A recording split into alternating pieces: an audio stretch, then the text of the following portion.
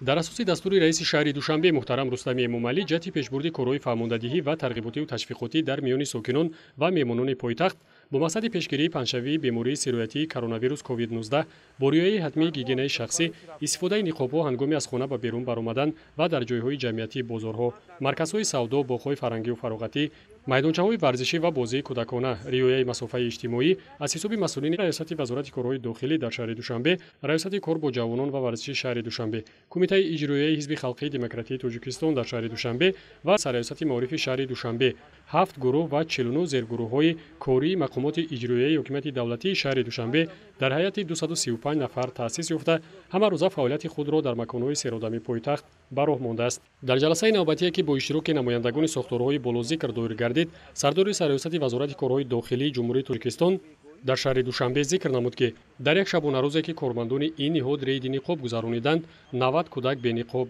ба қайд гирифта шудааст, ки аз ин шумора 27 нафарашон кӯдакони оворагард мебошанд. Инчунин аз роҳбарони гурӯҳҳое ки дар ноҳияҳои пойтахт вобаста гардиданд даъват шуд, ки корҳои фаҳмондадиҳӣ ҷиҳати риояи гигиенаи шахсӣ ва пӯшидани ниқоби муҳофизатӣ дар бозору ҷойҳои ҷамъшавии зиёди одамон то ба эътидол омадани вазъ мунтазам гузаронида шавад. бо вуҷуди коҳишёбии шиддати сирояти бемории коронавирус дар кишвар, сокинонро мебояд эҳтиёткор бошанд ва қоидаҳои беҳдоштиро риоя карда аз ниқобҳои муҳофизатӣ истифода баранд. дар доираи дастури супоришҳои бевоситаи раиси шаҳри Душанбе муҳтарам Рустами Эмомалӣ бо мақсади пурзур намудани корҳои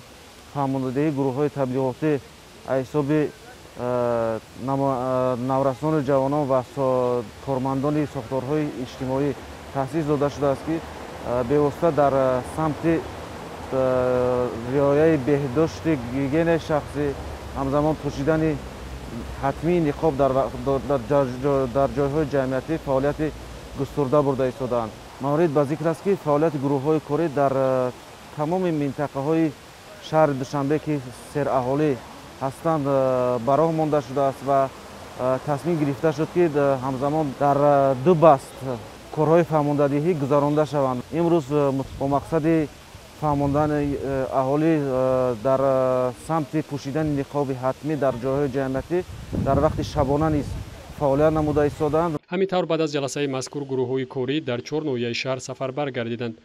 таъкид рафт, ки дар баробари гаштугузори рӯзонаи сокинон, инчунин шабона низ ин гуна корҳои фаҳмондадиҳӣ ва тақсими ниқобҳои муҳофизатӣ ба нафароне ки дар кӯчаву хиёбонҳои пойтахт бениқоб гаштугузор менамоянд бештар карда шавад. зеро гарчанде нафарони бениқоб рӯзона кам ба чашм расад, вале шабонгоҳ мушоҳида мегардад, ки шаҳрвандон гурӯҳ ва дар баъзе ҳолатҳо сокинон бо аҳли оила ва фарзандони худ бениқоб дар хиёбонҳои пойтахт гаштугузор менамоянд, ки ин метавонад ба саломатии худи онҳо ва дигарон хатар эҷод кунад. гурӯҳи корӣ дар ноҳияи Сино сафарбар гардида, аз назди даромадгоҳи корхонаи воҳидии давлатии бозори деҳқон фаъолияти худро шурӯъ намуданд. зимни наварбардории гурӯҳи эҷодии муассисаи давлатии телевизионии Душанбе мушоҳида гардид, ки анбӯи зиёди одамон ба ин маркази хизматрасонӣ ворид мегарданду ниқобҳои муҳофизатии хешро истифода намебаранд, ки ин амал боиси авҷ гирифтани бемориҳои сироятӣ мегардад.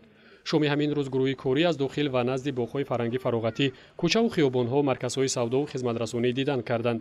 зимни гузаронидани корҳои фаҳмондадиҳӣ маълум гашт, ки баъзе аз сокинон аз ниқобҳои муҳофизатӣ хоҳиши истифода бурданро надоранд. дар рафти суҳбат бо сокинону меҳмонони пойтахт аз ҷониби гурӯҳи корӣ даъват ба амал оварда шуд, ки то ба эътидол омадани вазъи пандемияи коронавируси нав аз гаштугузор ва сайругашт дар боғу гулгаштҳо, кӯчаву хиёбонҳо муваққатан худдорӣ намуда, талаботи созмони умумиҷаҳонии тандурустӣ ва ситоди ҷумҳуриявиро оид ба риояи қоидаҳои беҳдоштӣ риоя намуда, фарзандони худро беназорат нагузоранд. намояндагони гурӯҳи корӣ ба якояки ин нафарон эҳтиёткорӣ, хусусан доир ба бастани ниқоб дар ҷойҳои ҷамъиятӣ ва истифодаи маҳлулҳои антисептикӣ ҷиҳати пешгирии бемориҳои сироятиро фаҳмонида тавсияҳо доданд. инчунин аз ҷониби гурӯҳҳои корӣ ба ин нафарон ниқобҳои муҳофизатии яккарата ва бисёркарата тариқи ройгон дастрас карда шуд. гуфтанд ба мавриде аст, ки мақомоти иҷроияи ҳокимияти давлатии шаҳри Душанбе аз ҳамаи сокинон ва меҳмонони пойтахт эҳтиромона даъват ба амал меорад, ки қоидаҳои истифодаи ниқобҳои муҳофизатии яккарата, маҳлулҳои безараркунанда ва фосилаи иҷтимоиро дар ҷойҳои ҷамъиятӣ риоя намуда,